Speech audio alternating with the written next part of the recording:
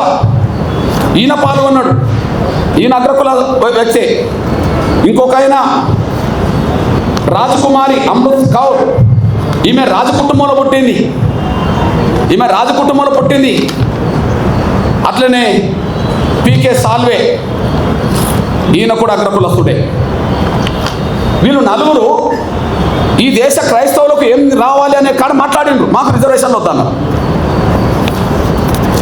అంటే ఈ దేశ దళిత క్రైస్తవులకు అన్యాయం జరుగుతున్నది, వాళ్ళకు న్యాయం జరగాలని మాట్లాడుతున్నప్పుడు మాలో సమానత్వం ఉన్నది, మాకు ఎలాంటి విభేదాలు లేవు, మాకు రిజర్వేషన్ వద్దు, మాకు ఎస్సీ హోదా వద్దని చెప్పి అగ్రకులస్తులు చెప్పారు కదా.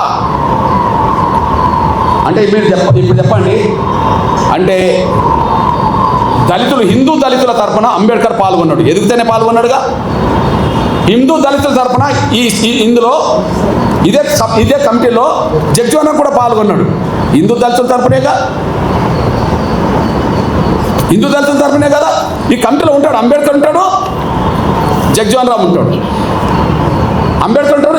ఉంటాడు. కానీ హిందూ దళితుల తరఫున వాళ్ళు మాట్లాడతారు. క్రైస్తవ తరఫున మాట్లాడలేదా అంబేద్కర్ అంటే మాట్లాడిన చరిత్ర నేను చెప్తా. కానీ ప్రత్యేకంగా క్రైస్తవ తరఫున మాట్లాడాల్సిన నిర్ణయం ఎవరు తీసుకోవాల్సి వచ్చింది? ఈ దేశంలో క్రైస్తవ తరఫున ఎదిగిన వాళ్ళే. మరి అప్పుడు దళితుల నుంచి క్రైస్తవులో ఎదిగిన వాళ్ళు ఎవరు లేరు కదా, ఆస్థాకి ఎదిగిన వాళ్ళు లేరు కదా, భక్తులుగా మిగిలిపోయిండ్రు కానీ ఒక శక్తులుగా ఎదగలేరు కదా. ఈ నలుగురు కూడా గాంధీ శిష్యులే. పేరు క్రైస్తవ మతం ఉన్నది వాళ్ళ కులాలు అగ్రకులాలు, కానీ వాళ్ళు గాంధీ శిష్యులు. గాంధీ చేసిన మోసం వల్ల హిందూ దళితులు మోసపోయిండ్రు, దళిత క్రైస్తవులు మోసపోయిండ్రు. ఏ మోసం? హిందూ దళితులు ఎక్కడ మోసపోయిండ్రు? హిందూ దళితులకు ప్రత్యేక నియోజకవర్గాలు ఉండాలని కమ్యూనల్ అవార్డు వచ్చింది కదా. కమ్యూనల్ అవార్డు రద్దు చేయించడం కోసం కదా గాంధీ నిరాదీక్ష చేసింది. ఆయనను బతికించడం కోసం కదా అంబేద్కర్ రాజీపడాల్సి వచ్చింది. అంటే ప్రత్యేక నియోజకవర్గాలు పోయినాయి కదా. ఎస్సీలు నిలబడ్డ నియోజకవర్గాల్లో ఎస్సీలే ఓట్లేసుకొని గెలిపించుకోవాలని పోయింది కదా. ఇది పోవడానికి కారణం గాంధీ కదా. అంటే హిందూ దళితులను మోసం చేసింది గాంధీ కదా. హిందూ దళితుల జీవితాలు అడ్డుకున్నది గాంధీ కదా. దళితులు క్రైస్తవ మతం తీసుకుంటే క్రైస్తవ మతం తీసుకున్న దళితులకు ఎస్సీ హోదా అవసరం లేదని చెప్పి మాట్లాడించింది కూడా అగ్రకులాల క్రైస్తవ పెద్దలతోటే కదా. వీళ్ళు ఈ నలుగురు గాంధీ శిష్యులే కదా. అంటే దళిత క్రైస్తవులకు ఆనాడు మోసం జరగడానికి, దళిత హిందువులకు మోసం చేయడానికి గాంధీ పడిన కుట్ర కారణం కదా. ఇది వాస్తవం కదా. ఇది వాస్తవమే కదా. అదే సమయంలో మీ అన్నగా చెప్తున్నా నేను, అంబేద్కర్ అభిప్రాయం మొదటి నుంచి నిర్దిష్టంగా ఉన్నది. ఆయన హిందూ దళితులుగానే పాల్గొన్నాడు ప్రతి చోట. ఆయన ఎన్నికలు నిలబడ్డా హిందూ దళితుడుగా నిలబడ్డాడు రిజర్వేషన్ సీట్ల నుండి. ఆయన ఎక్కడైనా హిందూగానే ఉన్నాడు. ఆయన బౌద్ధ మతం తీసుకున్నది ఎప్పుడు? అక్టోబర్ 14, 1956లో. ఆ తర్వాత 2 నెలలు కూడా తర్వాతనే చనిపోయాడు. అంటే అంతకుముందు బౌద్ధ మతం తీసుకోవడానికంటే ముందు, అంటే చనిపోవడానికి 2 నెలల ముందు కూడా ఈయన హిందువే కదా. అంబేద్కర్ హిందువునేగా, అఫీషియల్గా హిందువునే కదా. ఎస్సీ రిజర్వేషన్లో హిందూ దళితుడునే చేశారు. ఎస్సీ నియోజకవర్గంలో హిందూ దళితుడు కాకపోతే అప్పటికి బౌద్ధ మతంలో ఉన్నోళ్ళకు కూడా ఎస్సీ హోదా లేదు కదా. సిక్కు మతం ఉన్న వాళ్ళకి ఎస్సీ హోదా లేదు కదా. అంబేద్కర్ పోటీ చేసే నాటికి ఒక హిందూ దళితులకు మాత్రమే పోటీ చేసే అవకాశం ఉన్నది కదా. మరి హిందూ దళితుడుగా ఆయన అభిప్రాయం చెప్పిండు కదా. మతం మారినంత మాత్రాన కుల వ్యవస్థకు సంబంధించిన అవమానాలు దళితులకు తగ్గవు. ఆయన 2 చోట్ల చెప్పాడు. చెప్పేశాడు. అంబేద్కర్ అభిప్రాయాలు చాలా స్పష్టంగా కనిపించినాయి. లోధియన్ కమిటీ పరిణామాలే కమ్యూనల్ అవార్డు వచ్చింది. ఆ లోధియన్ కమిటీ ముందు ఈయన వాదన చేశాడు. ఆ వాదన ఒకసారి వినిపిస్తా చూడండి. హిందూ మతం నుండి క్రైస్తవంలోకి మారిన వాళ్లకు గుర్తింపు రావచ్చునో రాదో, కానీ సమాజం అతన్ని చూసే చూపులో మాత్రం మార్పు రాదు.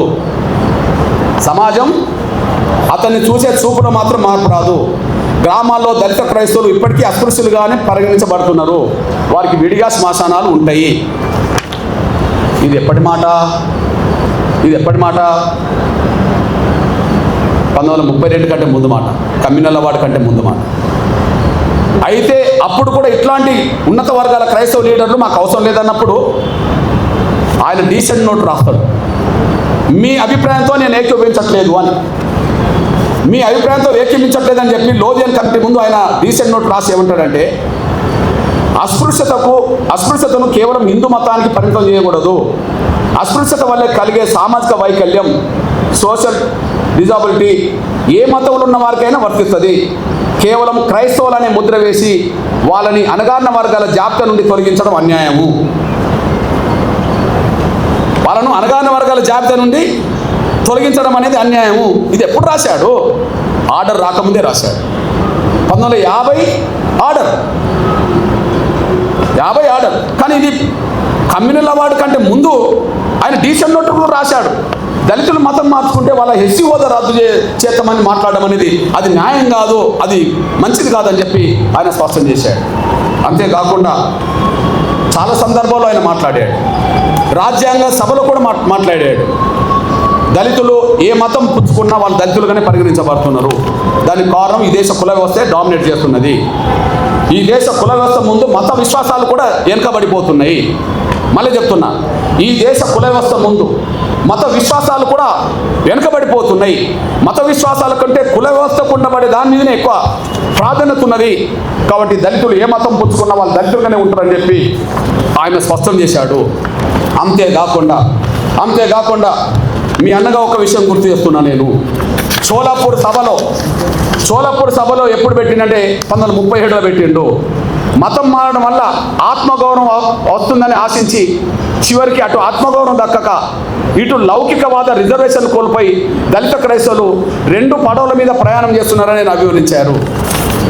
ఇటు హక్కులు పోయినాయి, ఇటు గౌరవం పోయింది. హక్కులు పోయినాయి, అటు గౌరవం పోయింది. దళిత క్రైస్తవులైనంత మాత్రాన ఉన్నత వర్గాల క్రైస్తవులు పెట్టే సమాధుల కాడ వీళ్ళని పెడతారా? గౌరవం లేదు, అందులో మారిందని చెప్పి హక్కులు పోయినాయి. రెండింటికి చెడిపోయిండ్రు అని చెప్పి, రెండింటికి నష్టపోయిందని చెప్పి డాక్టర్ బాబాసాహెబ్ అంబేద్కర్ మాట్లాడిండు. ఇప్పుడు మీ అన్నగా చెప్తున్నా, మీకు లేటెస్ట్ ఉదాహరణ చెప్తున్నా. 100 ఏళ్ల క్రితం క్రైస్తవ వ్యవస్థ మీద 100 ఏళ్ల క్రితం ఉన్నత వర్గాల ప్రభావమే ఉన్నది. వాళ్ళు ప్రచారకులు, వీళ్ళు భక్తులు, అంతే. వాళ్ళు ప్రచారకులు, వీళ్ళు భక్తులు. ఇప్పటికీ 100 ఏళ్ల తర్వాత చరిత్ర చెప్తున్నా నేను. 100 ఏళ్ల తర్వాత చరిత్ర చెప్తున్నా. వాళ్ళ పేరు ఇప్పుడు చూడండి, చౌత. ఈ తెలుగు నేలను క్రైస్తవ మత ప్రచారాన్ని 99% ప్రభావితం చేసే పెద్ద ఫాదర్ల పేరు, పాస్టర్ల పేరు, బ్రదర్స్ పేరు మీకు చదివి వినిపిస్తా. ఇలా ఒక్క దళితుడి పేరు చెప్తే నేను 100 ఏళ్ల క్రితం 4 పేరు చెప్పాను. 100 ఏళ్ల తర్వాత 10 మంది పేరు చెప్తా. ఒక్కసారి ఆ 10 మంది పేర్లు వినండి. బ్రదర్ అనిల్ కుమార్, వైఎస్ రాజశేఖర్ గారి అల్లుడు. బ్రదర్ అనిల్ కుమార్, వైఎస్ రాజశేఖర్ గారి అల్లుడు. చాలా గొప్ప ప్రచారకుడు, బ్రాహ్మణ్. ఓకే, ఆయన పెద్ద ప్రచారకుడు అని చెప్పి మా బ్యాచ్, ఆయన గొప్ప ప్రచారకుడు అని చెప్పి వీళ్ళు వెళ్తారు. అక్కడ దాకా ఎదగరు వీళ్ళు, కానీ ఎక్కడికి వెళ్తారు? ప్రచారకుడు ఎవరు అని. ఇప్పుడు మీరు చూడండి, ఒకే చోట ఉండి 100 చోట్ల వీడియో, అది కెమెరాలు పెడతారు. ఏంటిది అది? డిజిటల్ సంబంధించిన పెట్టి లక్షల మందిని ప్రభావితం చేసే బ్రదర్ సతీష్ కుమార్, లక్షల మందిని ప్రభావితం చేసే brother Satish Kumar OC Kapu. Okay, OC Kapu. Brother K Paul ప్రపంచ స్వార్థికుడే, మనందరూ తెలుసు. ఇక్కడ నుంచి ప్రపంచ దేశాలకు ప్రభావితం చేసే వ్యక్తి కాప్. Okay, brother John Wesley, brother Rajahmundry కేంద్ర జాన్ వెస్లీ, ఇతను మన మంగళి సోదరుడు, చాలా ప్రభావితం చేస్తున్నాడు. BC. Vijay Paul Reddy, brother Vijay Paul Reddy చాలా ప్రభావితం చేస్తున్నాడు. Jayaprakash Paul Brahmana, Jayaprakash Paul Brahmana. Shyam Kishore, pastor Shyam Kishore OC Kamma. Okay, OC Kamma. Stephen Paul, pastor PJ Stephen Paul OC Brahmana. Hosanna ministries John Wesley Kapu. Pastor Shalem Raj BC. Pasam Shalem Raj BC. మా దళితుడు ఎక్కడున్నాడో నాకు అర్థమవుతుంది. వీళ్ళు ఈ తెలుగు నేల మీద క్రైస్తవ మత ప్రచారకులుగా వాళ్ళు దేశంలో అంతర్జాతీయ స్థాయిలో పేరు తెచ్చుకుంటున్నారు. వాళ్ళని నమ్మి సమానత్వం ఉన్నదని చెప్పి వీళ్ళు భక్తులుగా పోతున్నారు. ఇప్పుడు ఈ ప్రచారం చేసిన వాళ్ళకు, ఈ మతంలో చేరండి, ఈ మతం గొప్పదని చెప్తున్న వాళ్లకు 1950 ఆర్డర్ వర్తించదు. 1950 ఆర్డర్ వర్తించదు. వాళ్ళ కులం వాళ్ళ కులంగానే ఉంటుంది. వాళ్ళ కులం వాళ్ళ బ్రాహ్మణ కులమే, వాళ్ళు ఓసీలే. వాళ్ళ కమ్మ కులమే, వాళ్ళు ఓసీలే. మా మంగళ సోదరుడు బీసీనే, కాపులు ఓసీనే అక్కడ కదా, కమ్మ వాళ్ళు ఓసీనే. ఈ ఆర్డర్ వాళ్ళకేం వర్తించదు. ఎవరైతే క్రైస్తవ మతం చాలా గొప్పదని ప్రచారం చేసి దూసుకెళ్తున్నారో, పేరు తెచ్చుకుంటున్నారో, ప్రతి ఆదివారం, శనివారం, శుక్రవారం ప్రతిరోజు ప్రార్థన పేరుతో దశమభాగం తీసుకుంటున్నారో,